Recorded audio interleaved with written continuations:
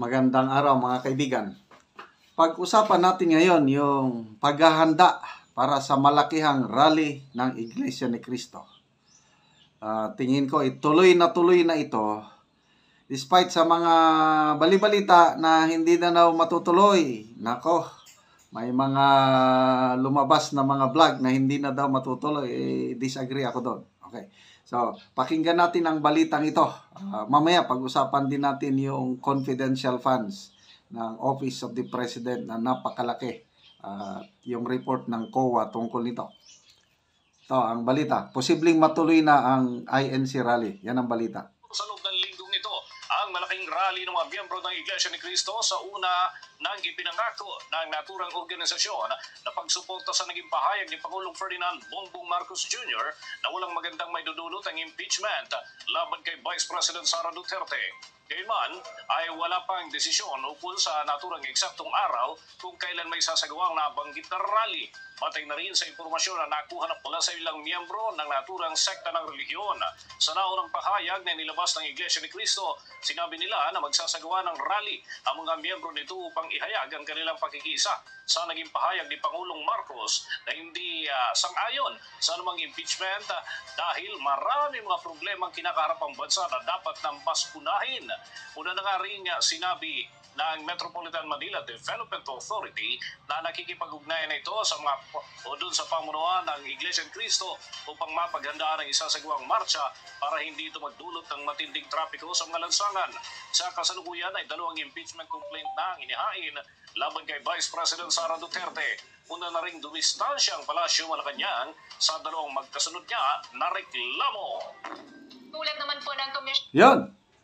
Balita ng mainstream media yan ha. Papalapit na ang rally ng Iglesia.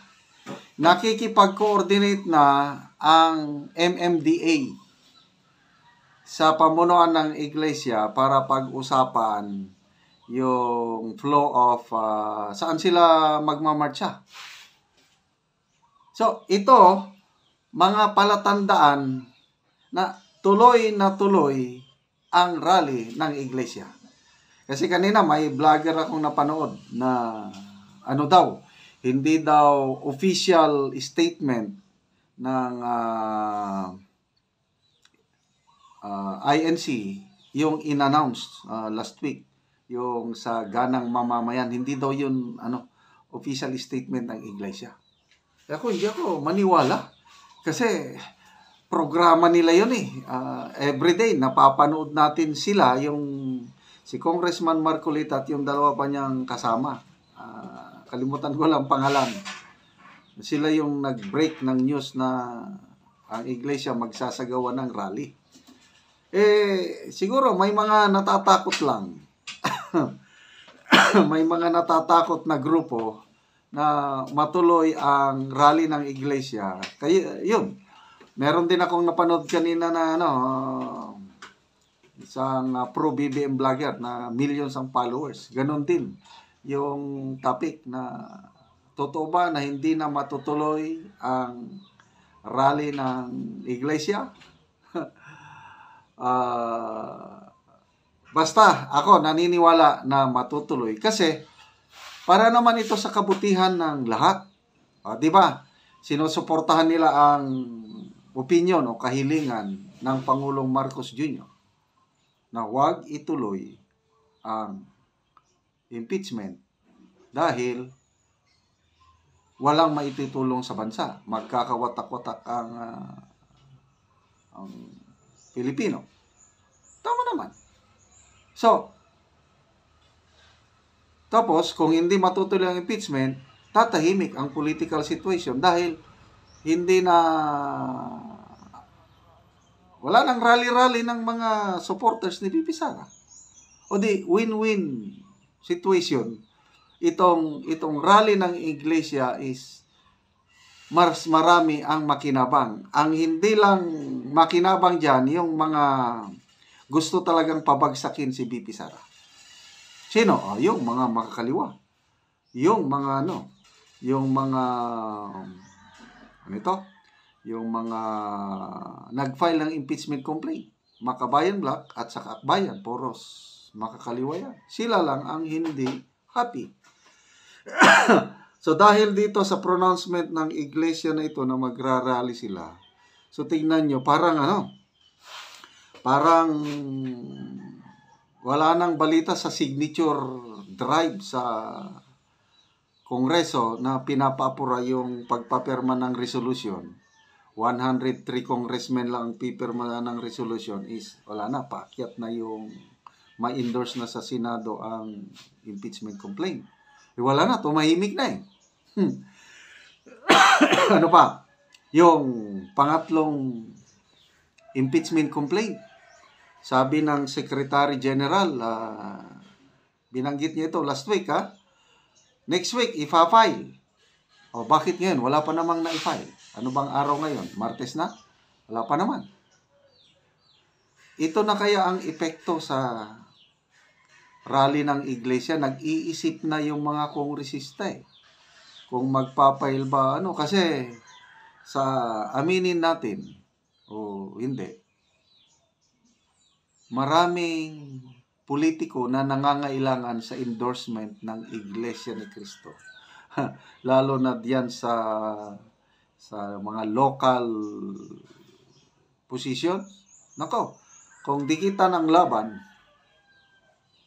at ang isang kandidato nakuha niyang endorsement ng Iglesia, halos 90% ang sumusunod sa guide ng iglesia kung sinong botohan. So sa isang lugar, example, isang syudad, halos lahat ng syudad may iglesia ni Cristo eh. Hindi naman lahat ng bayan siguro, kaya lahat ng mga syudad, lahat ng mga malalaking bayan may iglesia ni Cristo. O di, malaking bagay yan. Kaya sana, let's pray mga kababayan kong Pilipino. Pro Marcos ka ba o pro Duterte? Pabor ang rally ng iglesia. Kasi suporta ito sa panawagan ng Pangulo na huwag ituloy. Pabor din sa mga pro Duterte kasi mananahimik na ang Duterte Camp dahil hindi na matutuloy. So, December 10 na ngayon. Mag-break na ang mga kongresista December 18, 8 days to go.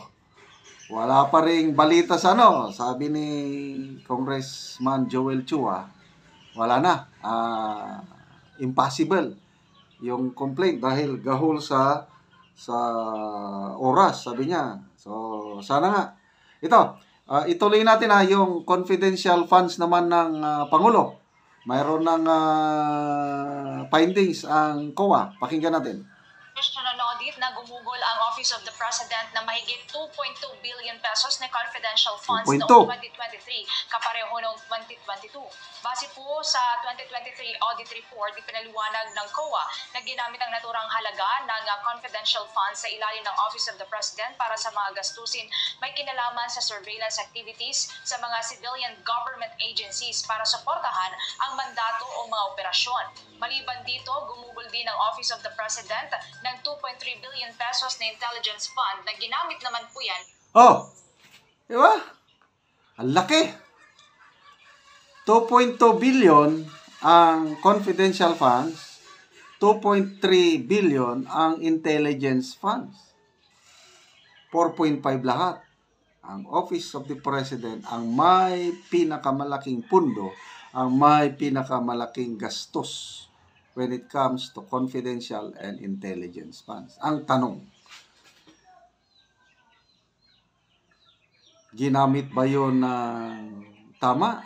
Bakit hindi iniimbestigahan ng yung mga confidential agents? Binubusisi ba nila?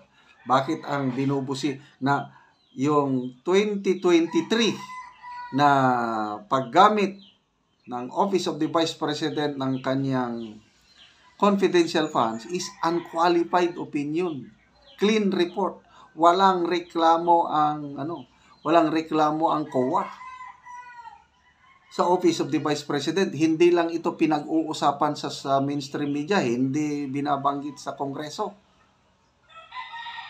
Ang remaining problem lang sa OVP yung 2022 na hindi pa naman final and conclusive yung findings ng COA. So, dapat maging patas sana lahat. Kaya, sabi nga na Atty. Sal Panelo, ang pakay ng lahat nito is pamumulitika.